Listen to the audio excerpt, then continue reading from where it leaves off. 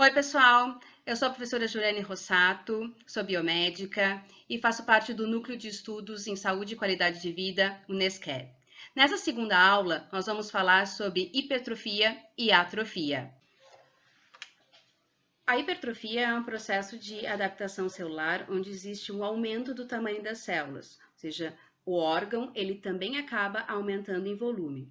Normalmente a hipertrofia ela vai ocorrer com células com capacidade limitada de replicação ou mesmo com células estáveis que apresentam uma dificuldade maior de realização de replicação e realização de mitose. Por exemplo, as fibras do miocárdio são células permanentes que não vão conseguir fazer mitose com tanta facilidade, então elas vão realizar uma hipertrofia. Normalmente, a hipertrofia ela acontece por um aumento da demanda funcional, ou seja, existe uma sobrecarga que acaba obrigando aquelas células a aumentar a sua capacidade metabólica, aumentar a sua capacidade energética e por isso que elas acabam aumentando de tamanho.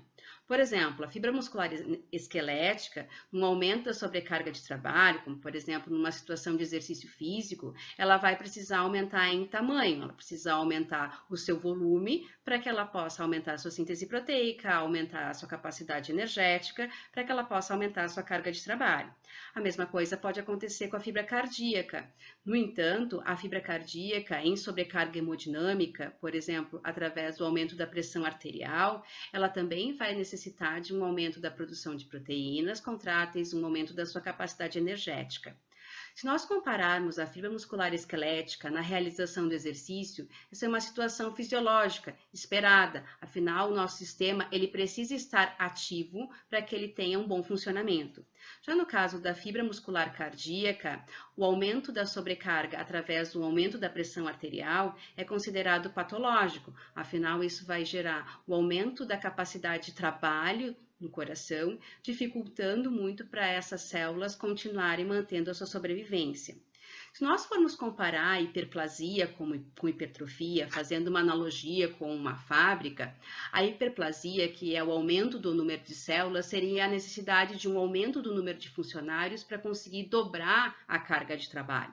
Já a hipertrofia seria o aumento da jornada de trabalho, mantendo o mesmo número de funcionários para conseguir dobrar essa carga de trabalho.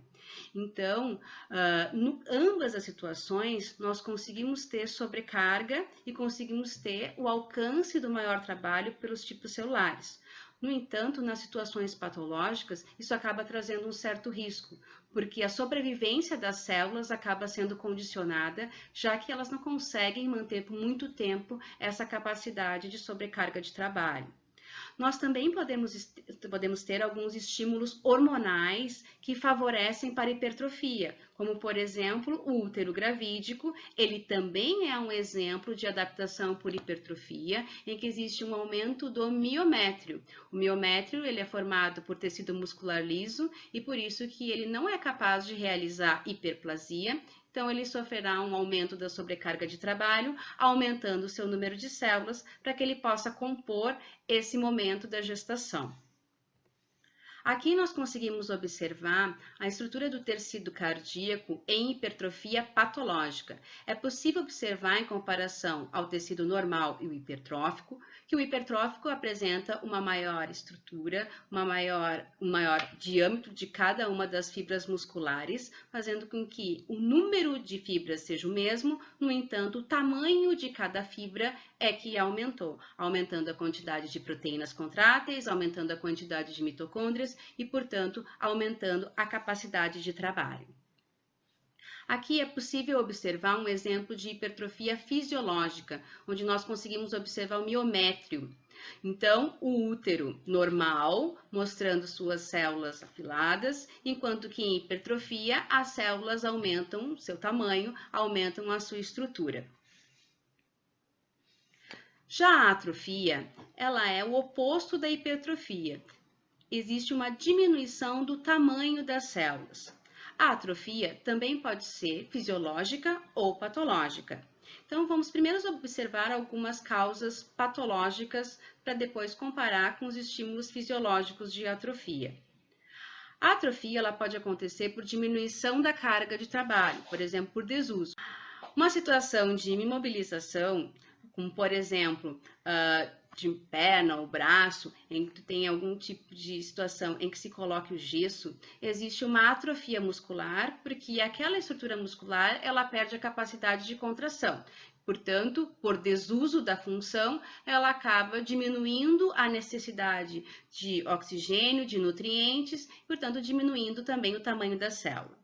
Outro exemplo é a perda da inervação. Existe uma necessidade na placa motora de um estímulo nervoso para o funcionamento da musculatura. A partir do momento que existe uma ruptura e com isso tu não tens o estímulo nervoso, a musculatura também perde a capacidade funcional. Como nós temos exemplos de paraplégicos, tetraplégicos, em que a musculatura ela poderia estar funcional se existisse um estímulo nervoso. Outro exemplo é a diminuição do suprimento sanguíneo em situações de compressão, onde tem perda celular, porque existe uma diminuição do fluxo sanguíneo para o local. Isso também impede que as células recebam oxigênio, nutrientes e, portanto, elas vão diminuindo de tamanho para tentar continuar mantendo a sua sobrevivência. Um último exemplo de atrofia patológica é a situação de caquexia, que é uma atrofia sistêmica que normalmente acontece em situações de câncer terminal e também em doentes de AIDS. Essa circunstância ela acontece por uma nutrição inadequada, ou seja, o indivíduo ele não consegue manter a sua capacidade nutricional, as células gradativamente vão diminuindo o aporte de oxigênio e nutrientes e, portanto, elas vão diminuindo a sua capacidade metabólica.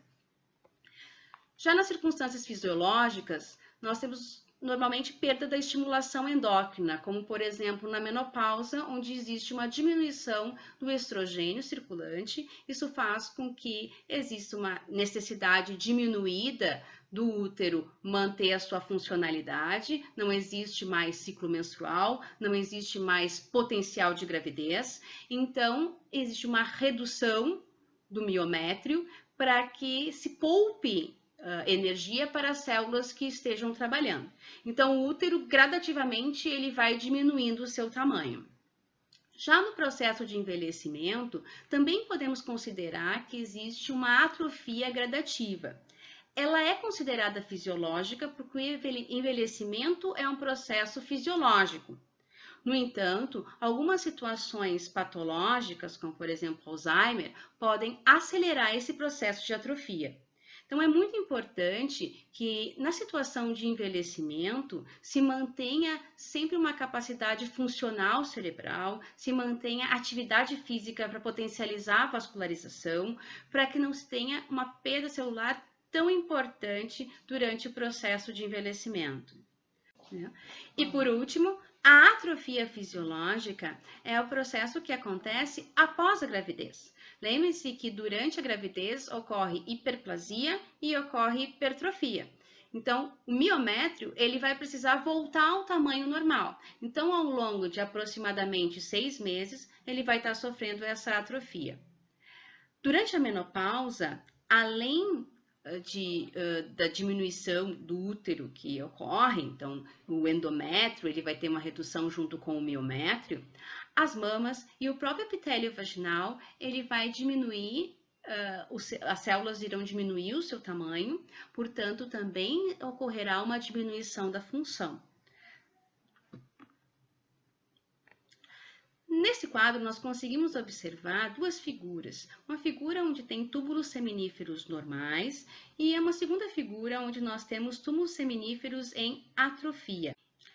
É possível observar que no quadro normal, nós temos túbulos seminíferos repletos de células de Sertoli e também de espermatogônias, gerando a produção de espermátides. Já na atrofia, nós conseguimos observar uma diminuição expressiva dessas células e um aumento na luz dos túbulos seminíferos, indicando que existe uma diminuição da produção de espermátides. Essa foi a nossa segunda aula sobre adaptação celular e na próxima aula nós falaremos sobre metaplasia, displasia e anaplasia.